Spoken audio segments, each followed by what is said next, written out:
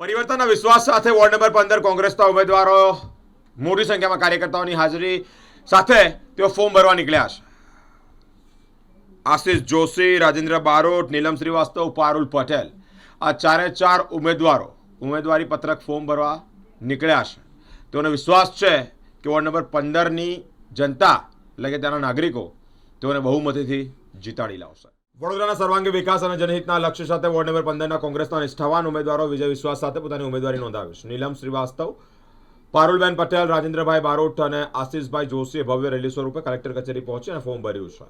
આ રેલી દીપક શ્રીવાસ્તવની ઓફિસથી શરૂ થઈ હરિયાળી હોટલ, વાઘોડિયા રોડ એટલે કે ગાજરાવાડી જેવા વિવિધ વિસ્તારોમાં ફરી જ્યાં ઠેર ઠેર જનમેદની બદલાવના નાદ સાથે ઉમેદવારોને વધાવ્યા છે. ચાલો બદલાવ સાથે માટે સાથે ચાલીએ ના સૂત્ર સાથે કોંગ્રેસ મક્કમ ડગ માંડ્યા છે વડોદરાના પ્રશ્નોના નિરાકરણ માટે અને શહેરના ઉજ્જવળ ભવિષ્ય માટે. આ ચારે ઉમેદવારો હવે પ્રજાની અદાલતમાં મતની અપીલ કરી રહ્યા છે.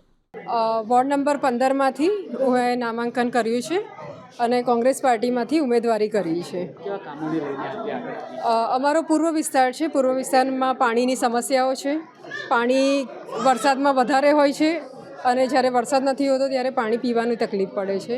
તો સૌપ્રથમ તો પહેલાં પાણીની સમસ્યાનો ઉકેલ લાવવાનો કોશિશ કરીશું. અગાઉ અમે પહેલાં ભારતીય જનતા પાર્ટીમાં હતા. ભારતીય જનતા પાર્ટીમાં ઘણા એવા સારા કામો પણ અમે કર્યા, પણ સારા કામોની સાથે જો સચ્ચાઈનો અમે સાથ આપ્યો તો એમાં મારા પિતાશ્રીને એગ્રોમાંથી એમને રિઝાઇન કરાવડાયું.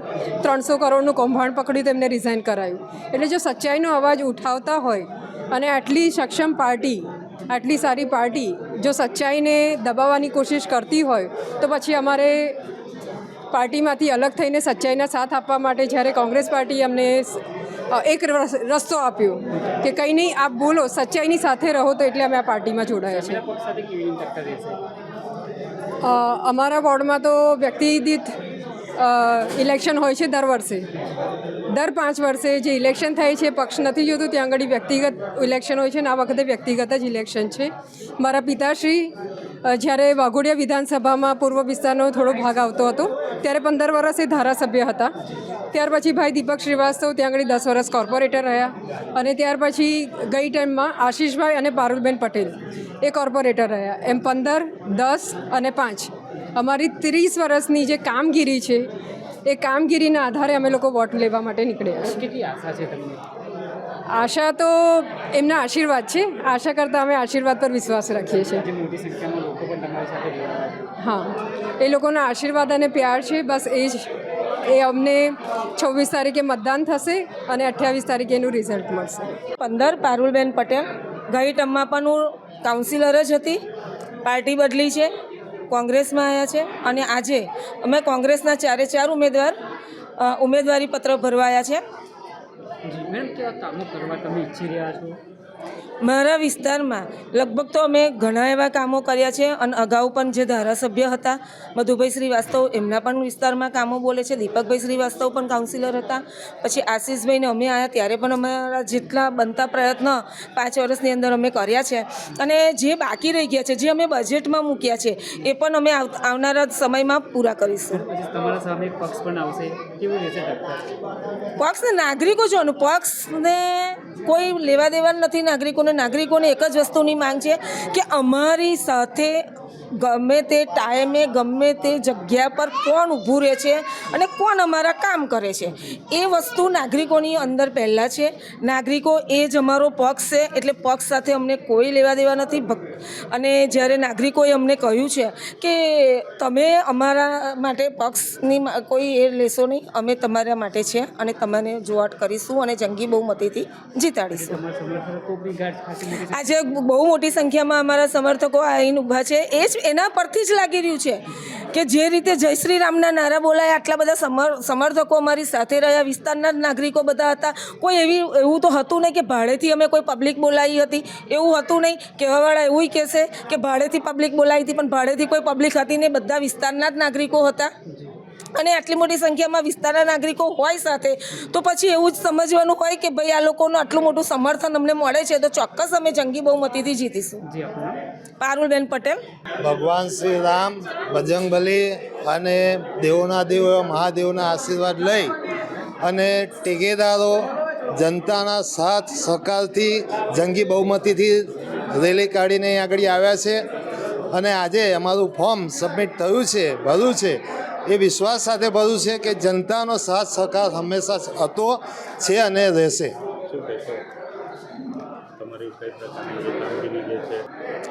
મારું તો આ ફોર્મ ફર્સ્ટ ટાઈમ હું ભરું છું અને ફર્સ્ટ ટાઈમ હું ચૂંટણી લડું છું, પણ મધુભાઈ શ્રીવાસ્તવ એ ચૂંટણી ઘણીવાર લડી ચૂક્યા છે, એમનો દીકરો લડી ચૂક્યો છે, આશીષભાઈ, આ બધા જ મારી પેનલમાં મારી સાથે છે અને હું એમની સાથે કાર્યકર્તા તરીકે રહ્યો છું. તો જોયેલું છે એમનું કામ કરવાની સ્ટાઇલ એમની જોયેલી છે, તો એ બધું શીખીને આજે પ્રોત્સાહિત થઈને મેં કામ કરીશ.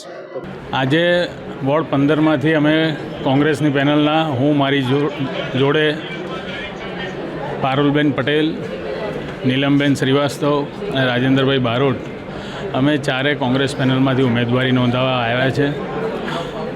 ખૂબ મોટી સંખ્યામાં અમારી આ ઉમેદવારી નોંધાવવાની રેલીમાં વોર્ડ 15ના નાગરિકો જોડાયા છે.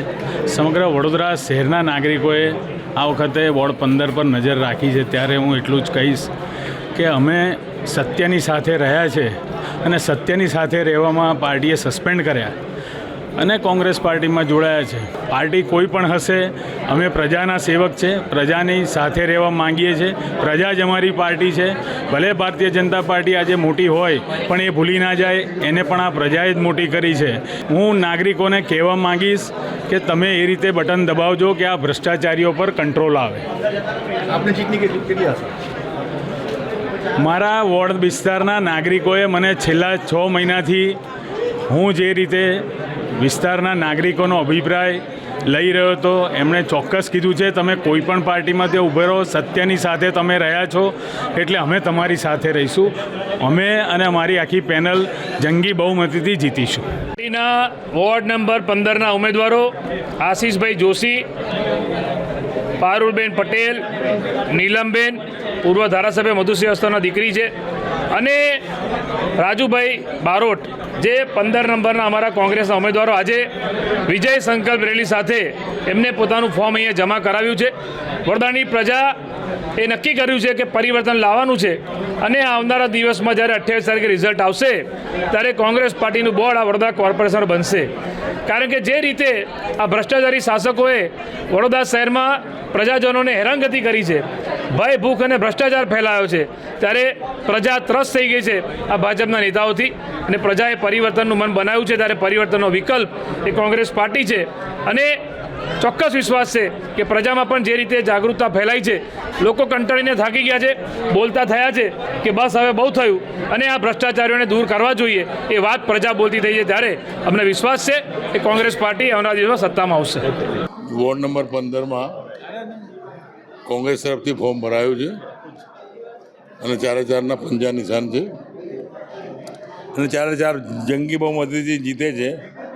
જીતવાનો આધાર એ છે કે 40 વર્ષથી લોકોની નિસ્વાર્થ સેવા કરતા હું આવ્યો છું.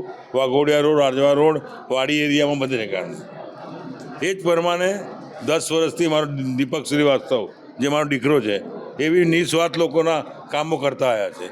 એ પ્રમાણે કોંગ્રેસના ઉમેદવાર જેવા આશીષ જોશી અને બેન પટેલ, એ બી છેલ્લા 5 વર્ષથી સારી સેવા આપી રહ્યા છે. તો અમારા 4 જણની તાકાત લાગીને વોર્ડ નંબર 15ના અંદર 4 ઉમેદવાર જંગી બહુમતીથી જીતવાના છે. એમાં શંકાનો વિસ્તાર નથી. મોટો કોઈ બાહુબલી બી આવે, કોઈ બી આવે, ચોક્કસ જીતવાના. આ વખતે પરિવર્તન આવશે. લોકો પાર્ટીના નામથી ચૂંટાઈને મોડું દેખાતા નથી. જ્યાં ત્યાં જુઓ વડોદરા શહેરમાં ખાડા કરી દીધા છે. કોઈ વિકાસના કાર્ય દેખાતા નથી. ખાલી નામ લઈ લીધું, આ કામ કર્યું અને ચૂંટાવીને 5 વર્ષમાં મોડું દેખાડવા નથી આવતા જે અગાઉના ચૂંટાયેલા પ્રતિનિધિઓ. મારે પાર્ટી નથી કહેવું, આપ સમજી જાઓ કોના માટે કહી રહ્યો છું. હું કોંગ્રેસને જીતાડવા માટે મેદાનમાં નીકળ્યો છું. Ward number 15, ward number 14, ward number 16 અને વડોદરા શહેરના અંદર જ્યાં બી બોલાવશે ત્યાં કોંગ્રેસ માટે તન, મન ને ધન અને જાનની બાજી લગાવીને મેદાનમાં નીકળ્યો છું.